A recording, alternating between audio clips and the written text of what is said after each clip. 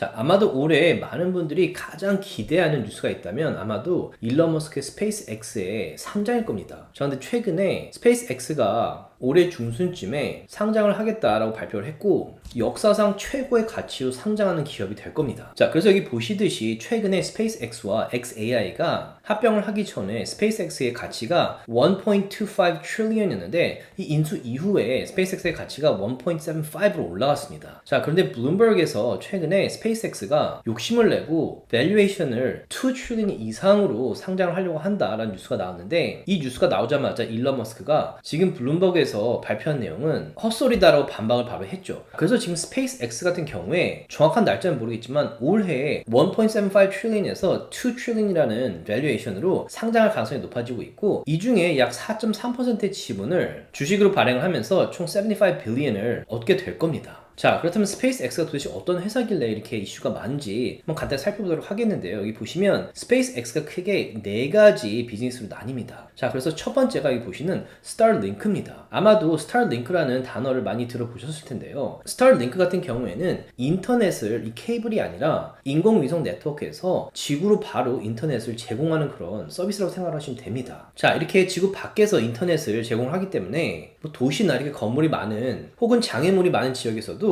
아무 문제 없이 인터넷을 쓸 수 있게 될 겁니다. 자, 그래서 여기 보시면 2025년 기준으로 스타링크를 사용하시는 분들이 9 밀리언이 되고 있고 사실 스페이스X의 가장 큰 매출을 올리는 부서이긴 합니다. 그 다음에 두 번째 비즈니스가 런치 서비스인데요. 여기 보시면 정부 기관이나 다른 회사들이 우주에 인공위성이나 사람 혹은 특정 물건들을 보낼 때 스페이스X의 로켓들을 사용하는 그런 서비스입니다. 그래서 여기 보시면 나사나 US 밀리터리나 DoD, 커머셜 클라이언트들이 이 서비스를 많이 이용하고 있고 아마도 많이 들어보셨을 텐데 falcon 9 같은 로켓들을 사용하고 있습니다. 자, 그리고 세 번째 비즈니스가 스타쉴드인데요. 스타쉴드 같은 경우에는 스타링크보다 보안이 조금 업그레이드된 인터넷을 정부 기관 위주로 제공하는 서비스라고 생각을 하시면 됩니다. 그리고 마지막 비즈니스가 스타쉽인데요. 이 스타쉽 같은 경우에는 부피가 큰 어떤 물건들이나 사람들을 달 혹은 화성까지 운반해주는 그런 서비스입니다. 자, 그런데 최근에 일론 머스크가 스페이스X와 xAI가 병합을 하면서 우주에다 데이터 센터를 건설할 가능성을 언급했었는데 데이터 센터처럼 부피가 큰 물건들을 우주에 보낼 때 바로 이 스타쉽 서비스가 필요합니다. 자, 그래서 2025년 기준으로 봤을 때 전체 매출이 15에서 16조 원 정도 나오는데 그 중에 8조 원 정도가 수익이었습니다. 자, 그런데 아직까지는 스페이스X의 80% 정도 되는 수익이 혹은 매출이 스타링크에서 나오고 있습니다. 그리고 스페이스X가 2030년에 전망하는 매출이 50빌리언이고 수익을 25조 원으로 생각을 하고 있기 때문에 매년 약 25%씩 성장한다라고 가정을 하고 있는 거죠. 그리고 지금 스페이스X의 경쟁자로는 아마존이나 락히 마틴 같은 회사들이 있지만 전문가들의 의견에 따르면 스페이스X가 상당히 압도적이고 경쟁자도 없을 뿐만 아니라 모트가 강한 회사라고 이야기를 하고 있고 그렇기 때문에 투자자들이 스페이스X의 상장에 상당히 기대를 많이 하고 있습니다. 자, 그리고 여기 보시면 지금 스페이스X를 보유하고 있는 투자자들이나 기관들을 요약한 표인데요. 일론 머스크가 스페이스X 42% 정도를 보유하고 있고 그 이외에 파운더스 펀드에서 10%, 피델리티에서 10%, 그리고 구글에서 7.4%, 뭐 개인 투자자들이 한 30%를 보유하고 있는데요.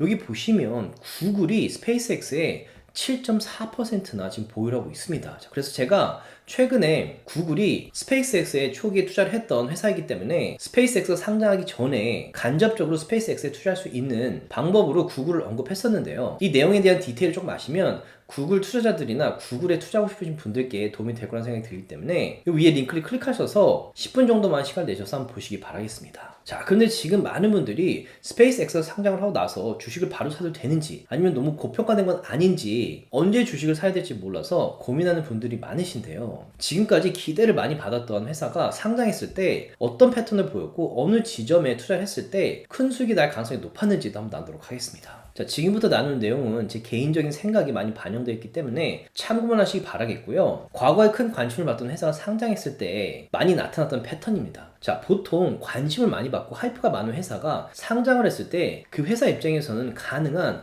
높은 가치를 불러서 더 많은 돈을 끌어모으려고 합니다. 그래서 보통은 상장했을 때 주식의 가격이 고평가되는 경우가 많습니다. 혹은 상장하고 나서 주가가 며칠 동안 크게 올라가는 경우가 많은데요. 이 회사에 대한 기대가 많기 때문에 너도 나도 이 주식을 사고 싶어 해서 고평가되는 경우가 많습니다. 자, 그런데 보통은 이렇게 상장을 하거나 주가가 조금 올라간 다음에는 풀백이 오는 경우가 정말 많죠. 그래서 유명한 회사가 상장을 했을 때는 주가가 며칠, 몇 주 동안은 쭉 올라가다가 크게 풀백이 오는 경우가 많습니다. 그래서 메타 같은 경우에도 여기 보시면 약 45불에 상장을 했다가 한두 달 사이에 주가가 17불, 16불까지 떨어졌습니다. 또 한 예를 들자면 최근에 상장했던 회사인데 콜위브라는 회사 역시 하이프가 상당히 많았었습니다. 자, 근데 보시면 상장하고 나서 4일 만에 40불에서 거의 70불까지 올랐었습니다. 자, 그런데 이렇게 하이프로 주가가 오르고 나면 큰 풀백이 오는 경우가 많죠.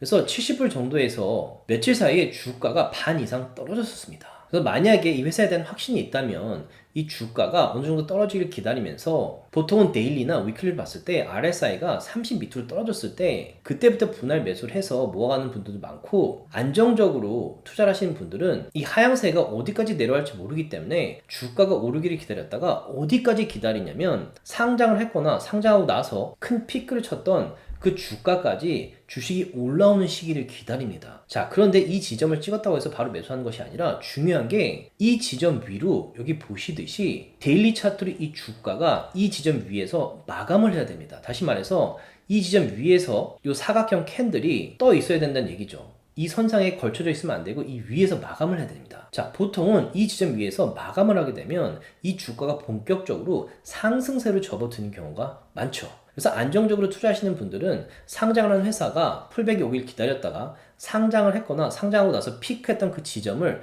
뚫고 올라가면서 주가가 마감하는 시기를 기다립니다. 자, 콜위브 같은 경우에도 한번 볼까요? 여기 보시면 상장을 하고 나서 40불에 상장을 했다가 며칠 사이에 65불, 70불까지 올랐다가 다시 쭉 떨어지면서 34불, 33불까지 주가가 반 이상 떨어졌었죠. 자, 그리고 나서 주가가 다시 반등을 하면서 여기 보시면 상장하고 나서 피크를 쳤던 이 지점 위로 이 주식이 마감을 하는 것을 보실 수 있습니다. 자, 그래서 보통 이 지점부터 매수를 하는 분들이 많고 이때부터 주가가 본격적으로 상승세를 보이는 경우가 많습니다. 자, 그리고 또 한 가지 아셔야 될 것이 회사가 상장을 하고 나면 보통 락업 피리엇이라는 것이 있습니다. 회사가 상장하기 전에 이 주식을 받았던 고용인들은 보통 6개월에서 9개월 사이에 이 주식을 팔 수가 없습니다. 자, 만약에 상장을 하기 전에 이 주식을 1불에 받았는데 상장을 40불 했다면 상장과 동시에 나의 주식의 가치가 40배가 오르는 거죠. 그래서 주식 투자에 관심 없으신 분들은 내가 들고 있는 주식이 40배가 올랐기 때문에 바로 팔고 싶어 할 겁니다. 그런데 바로 팔 수가 없고 보통 6개월 혹은 9개월 후에 팔 수가 있기 때문에 많은 투자자분들께서 보통 회사가 상장을 하고 나면 그 락업 피리엇을 기다리는 경우가 많습니다. 자, 6개월이 지났는데 이 주식을 팔 수 있을 때 인사이더 셀링이 많이 일어나고 주가가 크게 떨어진 다음에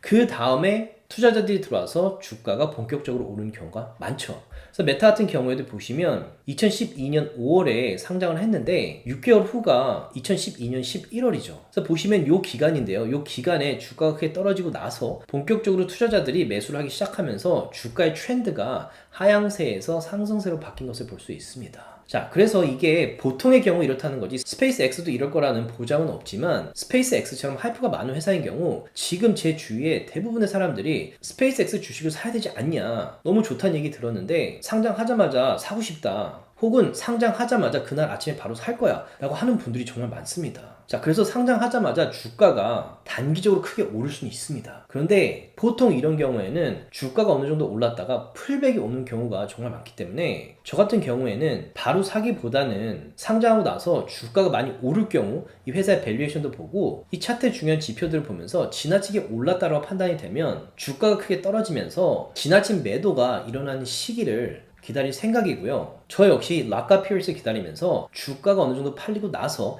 이 트렌드가 바뀌는 시기를 눈여겨볼 생각입니다. 자, 이건 어디까지나 제 생각이고 이런 패턴도 저희 생각이 많이 반영되어 있기 때문에 이 영상만 보고 투자 결정을 하지 마시고 참고만 하시기 바라겠습니다. 자, 아마도 스페이스X가 상장하는 시기에 주식시장에 관심이 정말 많이 쏠릴 텐데요. 만약 스페이스X에 투자를 할 생각이 있으시다면 조심하시기 바라겠고요. 너무 리스키하게 투자는 하지 마시기 바라겠습니다. 자, 아직도 이란과 미국 간의 전쟁이 진행 중이기 때문에 마켓의 변동이 심하고 겁이 날 수 있지만 이런 시기에 투자의 기회가 많다고 생각하기 때문에 함께 투자하고 싶으신 분들께서는 아래 디스크립션에 페이천 서비스 링크를 클릭하셔서 함께 투자도 하고 줌 미팅 때 얼굴 뵙고 인사드렸으면 좋겠습니다.